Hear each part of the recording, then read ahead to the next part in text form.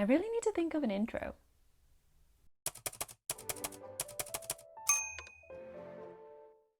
Welcome back.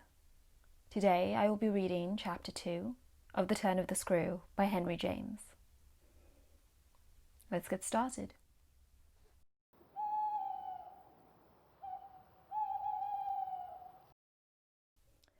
The Turn of the Screw, Chapter 2.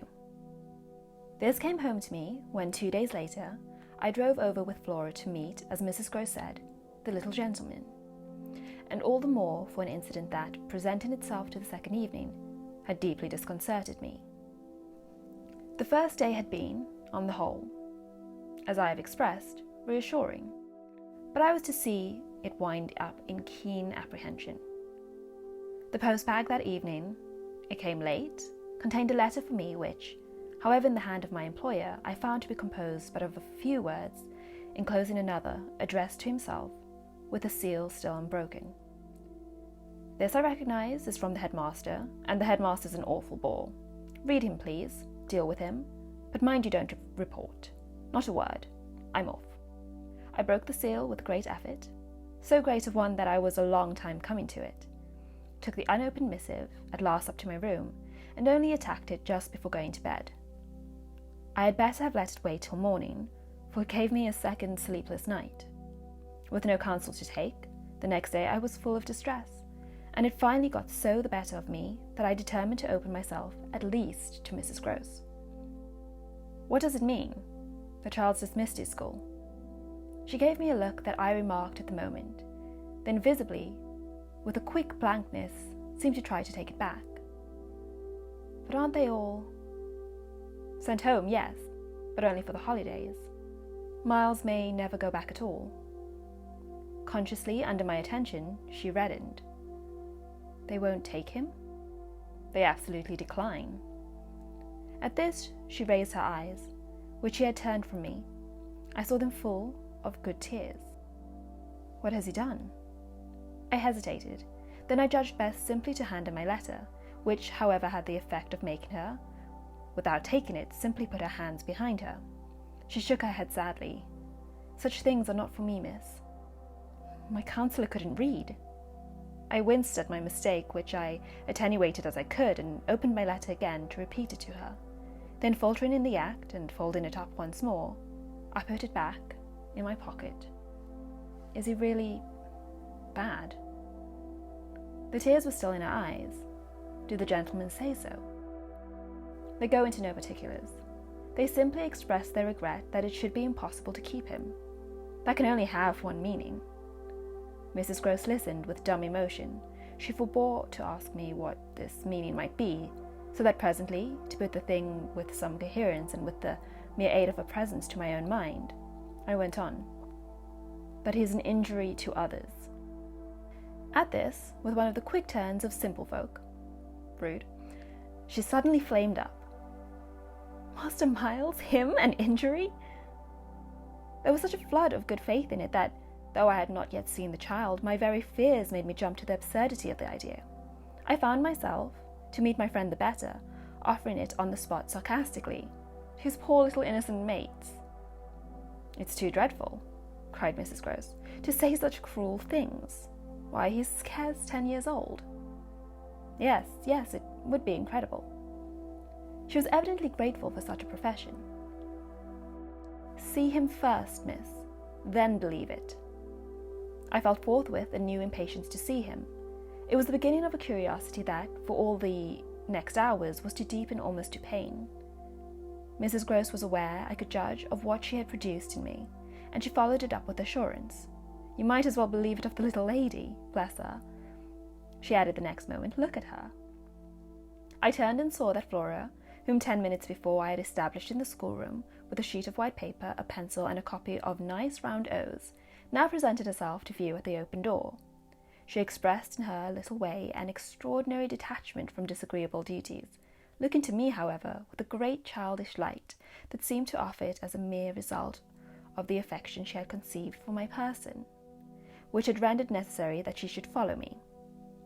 I needed nothing more than this to feel the full force of Mrs. Gross's comparison, and, catching my pupil in my arms, covered her with kisses in which there was a sob of atonement. Nonetheless, the rest of the day, I watched for further occasion to approach my colleague, especially as, toward evening, I began to fancy she rather sought to avoid me.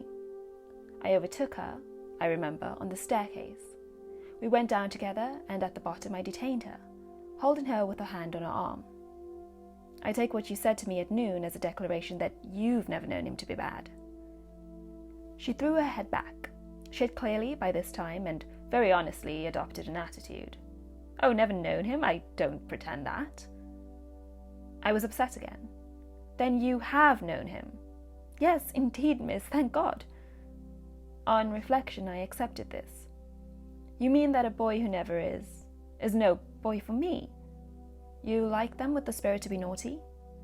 Then, keeping pace with her answer, so do I eagerly brought out, but not to the degree to contaminate. To contaminate? My big word left at a loss. Again, rude. I explained it. To corrupt. She stared, taking my meaning in, but it produced in her an odd laugh. Are you afraid he'll corrupt you? She put the question with such a fine, bold humour that, with a laugh, a little silly, doubtless, to match her own, I gave way for the time to the apprehension of ridicule. But the next day, as the hour for my drive approached, I cropped up in another place. What was the lady who was here before? The last governess. She was also young and pretty. Almost as young and almost as pretty, miss, even as you. Ah, then I hope her youth and her beauty helped her, I recollect throwing off. He seems to like us young and pretty. Oh, he did, Mrs. Gross assented. It was the way he liked everyone. She had no sooner spoken, indeed, that she caught herself up. I mean, that's his way, the master's. I was struck. But of whom did you speak first? She looked blank, but she coloured. Why of him? Of the master? Of who else? There was so obviously no one else that the next moment I had lost my impression of her having accidentally said more than she meant, and I merely asked what I wanted to know. Did she see anything in the boy? That wasn't right. She never told me. I had a scruple, but I overcame it. Was she careful, particular? Mrs. Gross appeared to try to be conscientious. About some things, yes, but not about all. Again she considered. Well, miss, she's gone. I won't tell tales. I quite understand your feeling, I hastened to reply. But I thought it, after an instant, not opposed to this concession to pursue. Did she die here? No, she went off. I don't know what there was in this brevity of Mrs. Gross that struck me as ambiguous. Went off to die. Mrs. Gross looked straight out of the window, but I felt that hypothetically I had a right to know what young persons engaged for Bly were expected to do.